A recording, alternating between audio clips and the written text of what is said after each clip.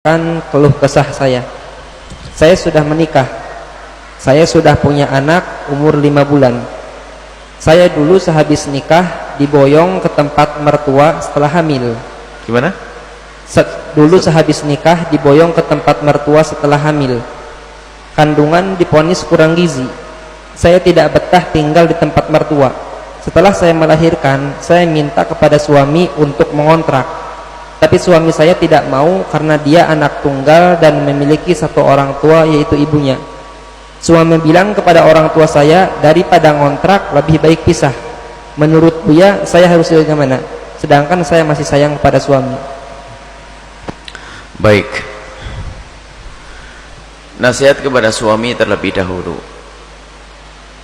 Hidup ini bukan untuk saling menindas, bukan untuk memperbudak, akan tapi justru sebaliknya, hidup ini untuk mengabdi. Maka suami yang bijak itu akan selalu berpikir tentang ketenangan seorang istri,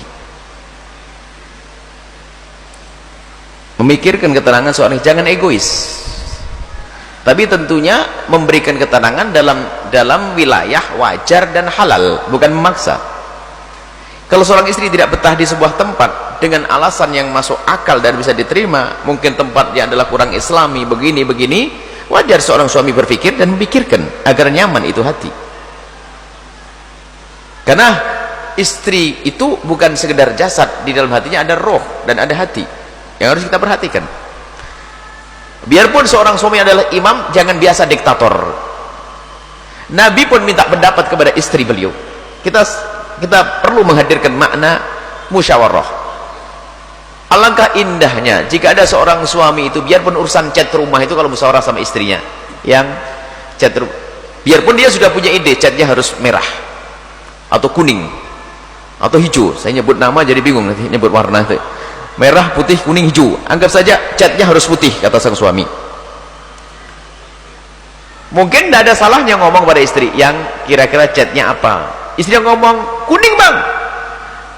Kalau kuning bagus sih, kuning, cuman kira-kira kalau putih kan Nabi senang yang putih ini. Nah, punya dasar kusa. Tapi pertama memberikan penghargaan, minta pendapat. Barangkali kuning lebih bagus. Kenapa? Bang, kuning sangat cocok. Kenapa? Sesuai dengan keramiknya bang. Oh iya, bener juga kan gitu. Udah perlu egois suami itu. Imam saya itu. Hah. Nah, termasuk urusan tempat tinggal. Apakah tinggal di rumah mertua, ada rumahnya sendiri, perlu diskusi. Jangan biasakan dengan paksakan. Satu. Yang kedua, para istri, kewajibanmu itu patuh kepada suami. Jangan cerewet.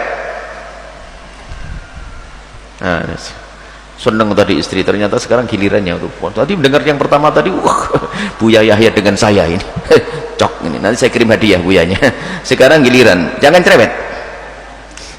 Artinya kepatuhan kepada seorang suami itu penting sekali karena dia imammu. Keberkahan di dalam kepatuhan.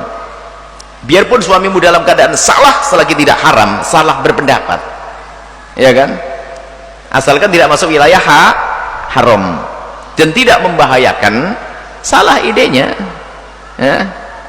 Sedikit salah misalnya ya, minyak goreng merek Al-Bahjah, tentunya beli merek Radioku, saya tidak nyebut orang lain. Mestinya bang, kalau untuk goreng nasi mereknya merek Al-Bahjah, apa minyak goreng aja pakai Al-Bahjah ini gimana? Tak taunya suami beli merek Radioku, tidak usah rame-rame, salah ini nih, sudahlah, kan bisa untuk goreng sama-sama. Artinya selagi tidak haram, para istri, dan tidak membahayakan, tahan dulu, tahan dulu. Kadang-kadang wah sudah dikasih tahu pula tadi, sebel tuh, nggak cantik lagi dirimu kalau sudah model begitu. Baik, itu jadi biasakan patuh kepada suami, termasuk urusan tempat tinggal. Apalagi ini yang bertanya tadi, suamimu itu punya kewajiban yang sangat besar yang ada sangkut pautnya dengan orang tuanya. Jangan ajari suamimu durhaka. Saya sebagai seorang suami punya kepatuhan kepada ibu, tidak akan terputus sama ayah. Kalau tapi sudah menjadi seorang istri akan berpindah. Pun demikian ya, kepatuhan seorang istri kepada suami, kepada bapak ibunya jadi nomor 2 dan nomor 1 suami. Tapi suami yang baik tetap mengajari istrinya untuk patuh kepada bapak ibunya. Ini istimewa, begitu kaidahnya. Bukan mentang-mentang istri harus patuh dengan suami, jangan dekat sama bapak ibumu. Gila suami. Orang yang melahirkan, yang mengizinkan, yang memberi bapak ibunya, mertuanya kok mertua dimusuhi, ini kan suami gila. Ada yang gila di sini? Nggak ada, alhamdulillah. Jangan keras-keras. Masya Allah. Baik, terima kasih. Nggak ada yang gila. Karena sadar semuanya. Nah, artinya dari pertanyaan tersebut, hei istri yang solehah, mungkin sekali suamimu itu adalah harus menjaga ibunya, apalagi tadi anak tunggal. Fahamlah dirimu wahai istri, sepahit apapun itu akan menjadi berkah, karena suami harus patuh pada sang istri, sang ibu. Kemudian mungkin kalau meninggalkan ibunya sangat berat, daripada harus meninggalkan ibunya, mending istrinya dipisah. Mungkin maksudnya begitu, bukan maksudnya benci kepadamu, hai yang bertanya. Maksudnya Anda ngerti, artinya seolah begini, hei ibu mertuaku, saya punya ibu yang harus saya jaga.